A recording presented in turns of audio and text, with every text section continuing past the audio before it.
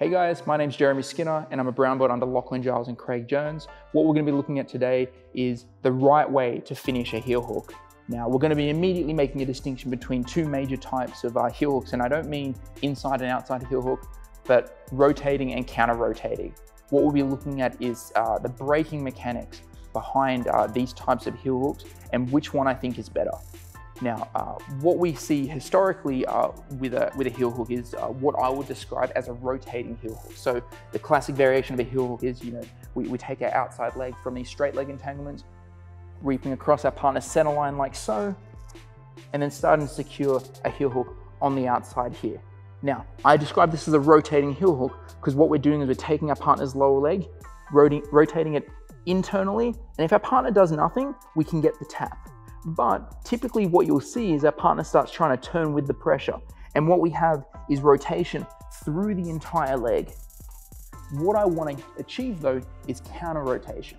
So what that means is instead of just taking our partner's lower leg and starting to twist where our partner's entire leg is going to be moving with the pressure, what I want to do is take my partner's lower leg, rotate it internally, and then take the upper leg and rotate it externally. Now, this is a tricky task, so we need to be emphasizing our control of the lower leg and our control of the upper leg. On the lower leg, we have this nice big handle that we can hang off of and apply that internal rotation. But you'll notice in the upper leg, we don't have the same type of handle. So what we need to do is basically achieve a leverage by having a slightly bent leg and then pushing on the inside of our partner's knee to rotate it. So that means we're not looking for like knee bar type pressure where we're starting to almost get like valgus deformity in the knee. We want to make sure we get a slight bend, doesn't matter how much, and we're going to be pushing on the inside of the knee for the upper leg to rotate. And so what we should be achieving is using our leg positioning to rotate the upper leg and using our grip to internally rotate the lower leg. Now, the general motion we're going to be looking for is to get our body applying these two rotations in unison. So starting out, I'm just going to be locking my feet to the outside here and outside ashi. I'm going to be controlling my partner's heel, pulling up and securing the grip in my armpit here. I'm just going to be using a palm to palm grip for today. So we're connecting like so. What I want to make sure is bring everything nice and tight up to my shoulders here. And the way we're going to be finishing is instead of trying to square up towards my partner here, see how the entire leg starts to rotate, but instead moving my body away from my partner instead. So the way that this works is I start trying to pull up on the heel and push into the side of the knee using my hips. So to loosen up a little bit so we can exaggerate that a little bit further, what I want to be doing is pulling up on the heel and pushing on the inside of the knee here. But I want to make sure I'm keeping these two controls quite secure so we get a nice twist in our partner's knee.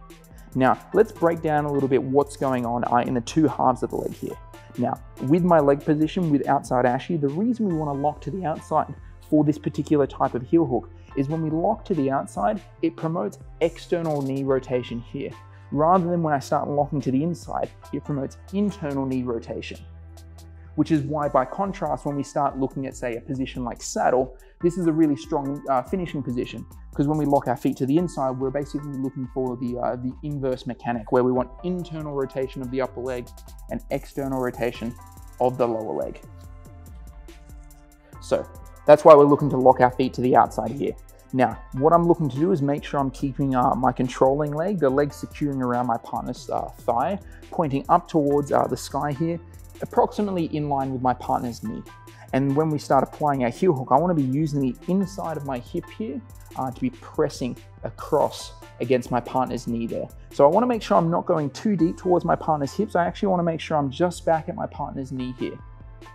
And then what we're looking to do on the lower leg is we want to make sure we're getting a secure grip that's going to take our partner's foot into dorsiflexion to maximize the damage we can do to our partner's knee, as well as just the overall control with our heel hook grip.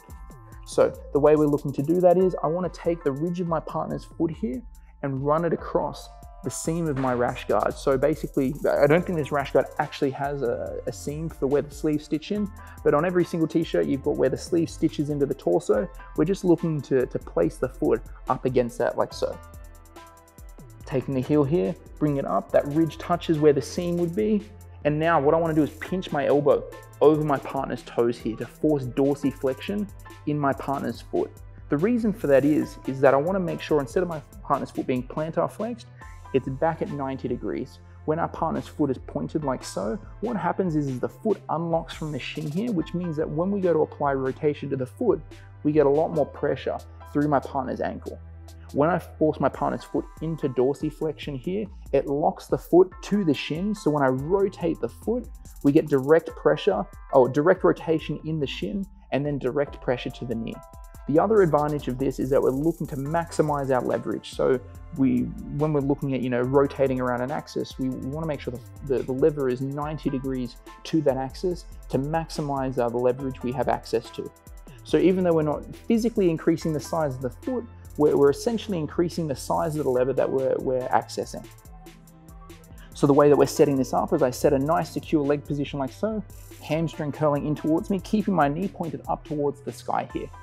Now, I start off with my elbow over my partner's toes, just like so. I'm gonna control the heel here, pull in, and then pull up, trying to touch the ridge of that foot to the seam of my shirt. Now from here, I'm pinching my elbow over the toes here, getting my wrist on the inside of the ankle here, keeping everything lifted up off the floor. I wanna make sure that I'm not bringing my shoulder down to the mat and I stay propped up on my elbow here. Now, when I connect, I'm gonna go palm to palm, bringing my elbows nice and tight to my sides here, connect everything high and up into my shoulders. From here, we're gonna apply our finishing motion where I'm essentially visualizing having a little shovel in my hand, trying to throw dirt over my shoulder. If you wanna think about like a particular motion you should be aiming for. And the way that's gonna work is I bring everything up nice and tight, I start moving away from my partner here, and we should have very little visible travel when we're securing a nice tight heel hook.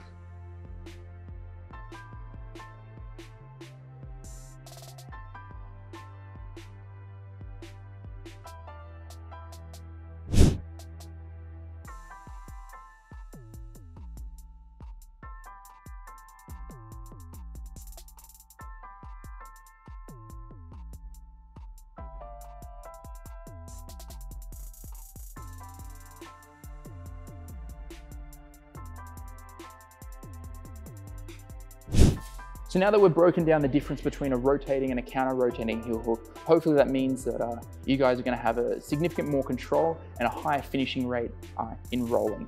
Now, if you have any questions about that, leave a comment down below. If you want to see more content like this, please like and subscribe.